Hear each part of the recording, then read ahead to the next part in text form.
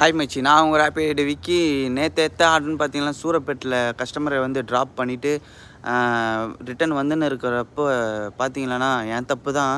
அந்த ஆர்டரை எடுத்துருக்கக்கூடாது. அது என்னென்னு பார்த்தீங்களாண்ணா 2 கிலோமீட்ரு வந்து பிக்கப்பும் 2.5 கிலோமீட்ரு வந்து ட்ராப்பும் காட்டுது. அந்த ஆர்டரை வந்து எடுத்துகிட்டு கஸ்டமர் வந்து கால் பண்ணால் ஒரு லேடி ஒருத்தவங்க பேசுனாங்க. சரின்னு சொல்லிட்டு, அக்கா இந்த மாதிரி வந்து 2 கிலோமீட்ரு வந்து பிக்கப்பே வருதுக்கா, இந்த மாதிரி ஒரு 10 ரூபா எக்ஸ்ட்ரா தரீங்களாக்கா அப்படின்ற மாதிரி நான் கேட்டேன்.